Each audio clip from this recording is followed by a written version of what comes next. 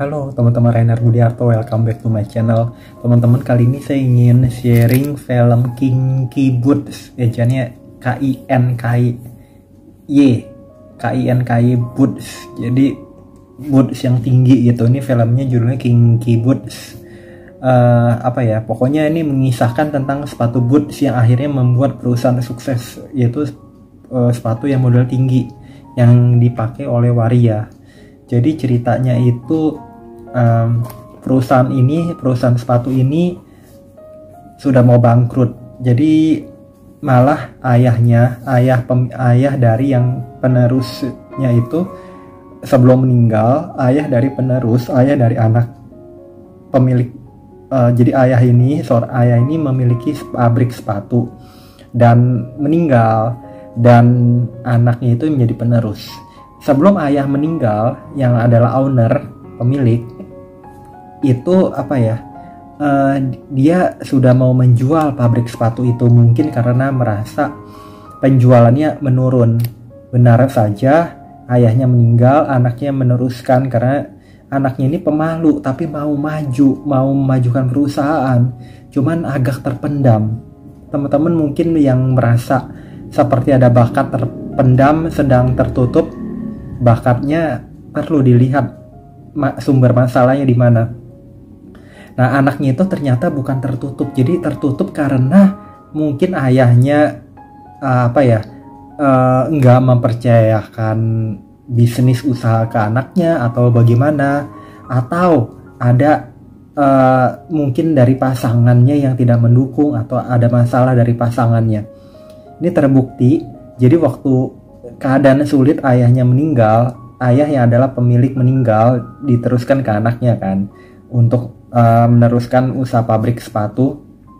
Nah benar, pasangan dari anaknya ini, istri dari anaknya ini, anaknya lelaki, itu benar, jadi nggak mau ngebantu untuk kembangin usahanya. Jadi kalau merasa penjualan lagi susah, kurang maju, jual aja, seperti mau beli apartemen. Dan terbukti itu dia pacarin anaknya, istrinya itu pacarin dari properti, punya agent ceritanya, yang penjual properti, yang menawarin dari harga, kalau jual pabrik sepatu ini bisa nutup inilah rumah di London, Heathrow London kayak gitu, atau bisa nutup di rumah. Dan jadi ini nggak setia tipikalnya, dan lelaki ini karena pemalu dan lagi tertutup informasi ilmunya, jadi tidak paham kalau ini nggak benar, istrinya itu memang nggak benar. Maka di film begitu dia mengetahui si istri ini selingkuh sama si penjual properti, ya udah goodbye, jadinya selamat tinggal. Ya otomatis selamat tinggal karena istrinya itu nggak mau marah, kecewa, marah, nggak suka itu dia ngejaminin rumah mereka yang sudah ada untuk pengembangan pabrik sepatu. Malah dan dia bilang dulu, ayahnya juga udah ngomong, ayah mertuanya bilang, dia cerita ya nanti itu mau dijual pabrik sepatu. Ya mungkin ayah atau pemilik pabrik sepatu ini memang mau menyenangkan anaknya atau menebus kesalahan ke anaknya. Anaknya ini juga nggak ngerti kenapa tidak waktu ayahnya hidup tidak berperan di dalam perusahaan itu.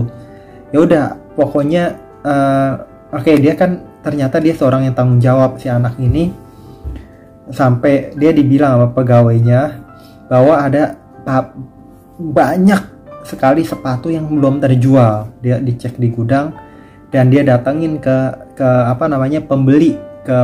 perusahaan pembeli yang biasa membeli sepatu ini. Dia bilang, perusahaan pembeli ini bilang kalau sekarang kalau dia mengharapkan sepatu yang cepat rusak, enak dipakai, ringan, lentur, cepat rusak, jadi orang cepat mengganti, jadi dia perputaran bisa banyak, dan dia ada dari produsen lain.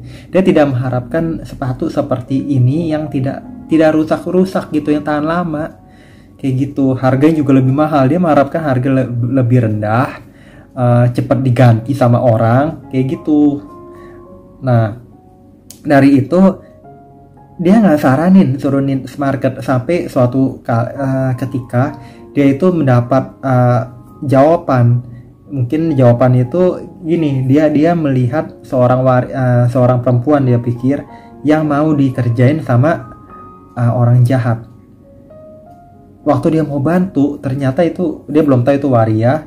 Dia kegebuk gitu waktu si waria mau mukul penjahat. Dia terbangun di tempat waria, dan mulai dari situ dia melihat itu waria minta tolong ambilin sepatu yang kaki haknya patah kayak gitu. Baru dia melihat, dia belajar bahwa dia kan pernah mendengar dari siapa tuh, dari pegawainya, bikin knit market, jangan ada kesusahan langsung menyerah begitu saja kayak gitu. Dia bilang, dia ingat, oh mungkin ini knit marketnya yang belum ada, ceruknya itu belum ada.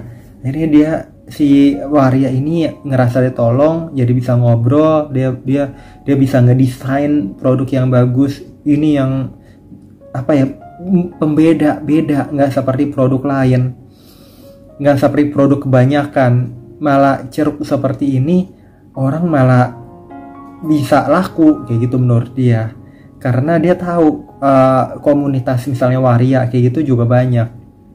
Nah, di perjalanan si waria ini ikut merancang, kemudian dia si anak pemilik sepatu ini agak menyinggung waria. Dia nggak suka waria kan, dia mau tunjukin jadi laki normal seperti ayahmu dulu mengatakan, jadilah petinju, petarung hebat. Ya udah. Nah, akhirnya kan karena si namanya Lola ya, karena si waria ini sudah pernah sharing bentuk sepatu yang bagus menurut si pemilik perusahaan. Jadi dia ngerancang itu, dan dia sempat konflik sama pegawainya segala tentang jam kerja. Dia bilang, dulu bapaknya nggak detail seperti ini soal jahitan segala. Kecewa. Tapi istrinya yang si pemilik ini yang ketahuannya selingkuh, nggak setia, nggak mau ngebantu di masa sulit, didengar keributan sehingga yang dia itu membicarakan putus cerai.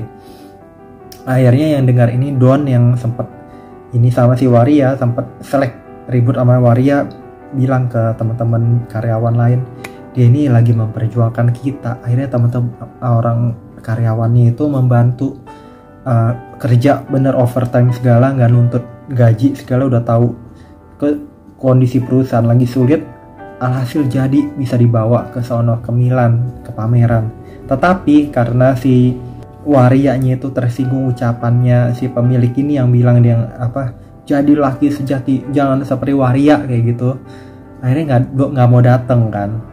Dia telepon, dia minta maaf, akhirnya mau datang, tapi nggak ngomong-ngomong mau datang. Jadi dia sadar waktu dipanggil waktu acara pameran, mana yang ini, yang perusahaan ini.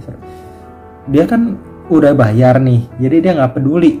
Dia udah tepok jidat si pembawa acaranya, pemilik yang membawa acara di Fashion Week, Milan Fashion Week ini.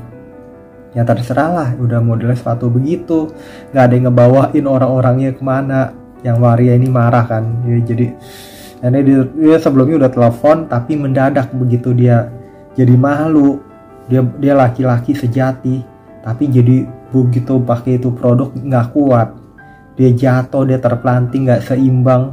Saat itu si waria yang dia dulu ya kemarin selek karena disinggung, jadilah petarung sejati, nunjukin bahwa petarung sejati itu nggak selalu dengan tampilan jadi petinju, tapi dari orang waria pun bisa membawakan, ngebuktiin bisa seimbang, bisa memajukan perusahaan, bisa menjadi ceruk dari penjualan sepatu. Itu baru menunjukkan bahwa waria itu hebat, bahwa orang itu hebat nggak mesti selalu dari jadi petinju, jadi laki sejati gimana, tapi bisa yang sesuai hatinya. Ya udah, tapi si waria itu juga tersentuh dari tersinggungnya itu jadi laki sejati normal lah kayak gitu. Akhirnya di endnya itu dia bersama-sama si pemilik sepatu membesarkan perusahaan sepatu itu, meninggalkan yang teman-temannya warianya itu, tapi tetap menjalin hubungan, tetap. Jadi ada caranya dia dia lagi bisa jadi maju di suatu company, perusahaan, jadi dia ninggalin dulu si kehidupan warianya itu, tapi saling belajar. Si waria belajar hidup normal lah sebetulnya. Terus dia ngomong, si laki-laki juga sadar bahwa seorang pejuang petarung itu tidak mesti selalu dari sesuatu yang maunya kita, tapi dari sudut pandang orang lain juga harus dengar, kayak gitu teman-teman. Itu yang saya mau bagikan. Akhirnya itu banyak diliput waktu dia jatuh di panggung segala, diliput di ini.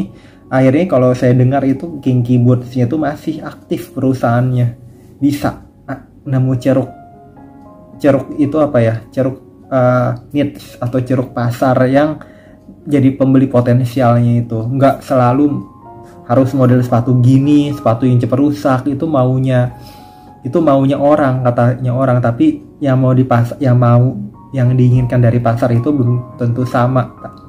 Hanya hati kita bisa ngelihat, dengar, survei yang bisa ini. Orang lain bukan, di luar perusahaan bukan, tapi sebagai pendapat. Tapi untuk kemajuan kita harus memperjuangkan dan mengetahui trial error, gagal coba sampai passion kita ketemu yang dimana yang kuat. Nah, ya udah, semoga sukses teman-teman untuk kita semua. Semoga yang saya sharing juga bermanfaat. Jangan lupa subscribe, like, share, komen. Sampai jumpa di video-video saya berikutnya. Bye-bye teman-teman.